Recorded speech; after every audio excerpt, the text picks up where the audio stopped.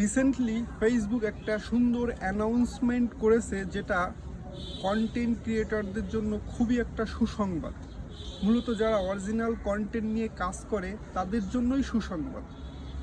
মূলত বলতেছে যারা স্প্যামি কন্টেন্ট তৈরি করতেছে বা প্রতিনিয়ত যারা ফেক এঙ্গেজমেন্ট তৈরি করতেছে তাদের ক্ষেত্রে কিছু স্টেপ ফেসবুক নেবে। কি সেই স্টেপ সেটা নিয়ে আলোচনা করব। ভিডিওটা প্রথম থেকে শেষ পর্যন্ত দেখুন, আশা করা যায় এখান থেকে অনেক কিছু শিখতে পারবেন। সো প্রথমে বলে রাখি, যারা অরিজিনাল কন্টেন্ট নিয়ে কাজ করতেছে আর তারাই শুধু জানে যে অরিজিনাল কন্টেন্ট নিয়ে কাজ করে ফেমাস হওয়া বা রিচ পাওয়া বা এঙ্গেজমেন্ট পাওয়া বা ভিউ পাওয়া কতটা কঠিন। কিন্তু যারা ফেক এঙ্গেজমেন্ট তৈরি করতেছে বা যারা স্প্যামি কন্টেন্ট তৈরি করে প্রতিনিয়ত প্রচুর পরিমাণ এঙ্গেজমেন্ট কামাচ্ছে, ভিউ কামাচ্ছে, তাদের ক্ষেত্রে ফেসবুক কিছু পদক্ষেপ নিচ্ছে। তার মধ্যে অন্যতম পদক্ষেপ হলো, যারা স্প্যামি কন্টেন্ট তৈরি করতেছে তাদের রিচটা কমায় দেওয়া হবে, মানে ডিস্ট্রিবিউশনটা কমায় দেওয়া হবে, যেন প্রতিনিয়ত নতুনদের কাছে না ছড়ায় ওই কন্টেন্টগুলো। আর সেকেন্ড হচ্ছে, যারা মানে এই স্প্যামি কন্টেন্ট প্রতিনিয়ত মানে অনেক দেখা গেল আইডি দিয়ে তারা ছড়াচ্ছে, তাদের ক্ষেত্রে কি হচ্ছে, ফেসবুক এই ধরনের অ্যাকাউন্টগুলোকে মানে সার্চ করে তাদের অ্যাকাউন্টগুলো গায়েব করে দিচ্ছে। অর্থাৎ হয় অ্যাকাউন্ট ডিসেবল করে দিচ্ছে, অথবা পার্মানেন্টলি সাসপেন্ডেড করে দিচ্ছে, অথবা কন্টেন্ট মনিটাইজেশনের জন্য মানে সে কন্টেন্ট মনিটাইজেশন কোনো দিনও পাবে না সেই ব্যবস্থা করতেছে।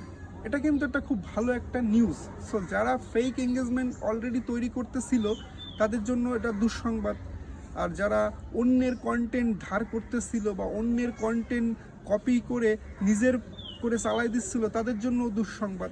সো এটা কিন্তু একটা খুব ভালো একটা নিউজ। আরেকটা বিষয় হচ্ছে, যারা প্রতিনিয়ত ধরেন অরিজিনাল কন্টেন্ট নিয়েই কাজ করতেছে, তারা কোনো পোস্ট বা কোনো ভিডিও ছাড়ার সময় বড় বড় ক্যাপশন লিখতেছে। দেখা গেলে ক্যাপশনটা পুরো ডিটেইলি একটা বিশাল বড় একটা ক্যাপশন এটা লিখতেছে, আবার হ্যাশট্যাগও প্রচুর পরিমাণ ব্যবহার করতেছে।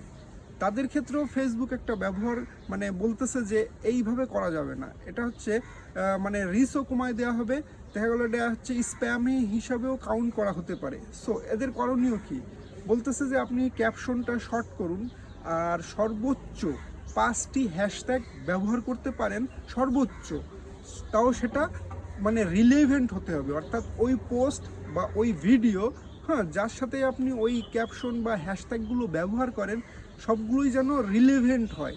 ইররিলেভেন্ট হলে কিন্তু স্প্যামি হিসেবে কাউন্ট করা হবে, আর ওই পোস্টটা দেখা গেল ফেসবুক নিজে থেকে গায়েবও করে দিতে পারে।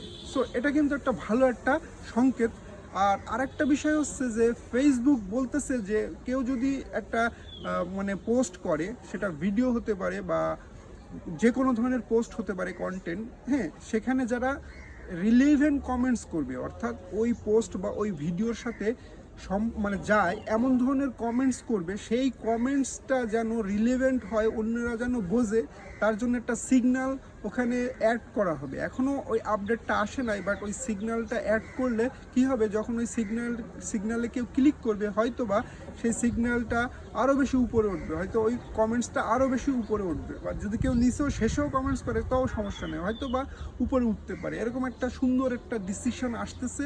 সো আমরা এতে বুঝি যে তাহলে যে রিলেভেন্ট কমেন্টসের গুরুত্বটা আসলে কতটা গুরুত্বপূর্ণ ফেসবুক বর্তমানে দিচ্ছে। সো মোটামুটি এই অ্যানাউন্সমেন্টগুলোর মধ্যে এইগুলোই সবচেয়ে গুরুত্বপূর্ণ। আশা করা যায় এখান থেকে অনেক কিছু আপনারা শিখতে পারবেন। সো ধন্যবাদ সবাইকে।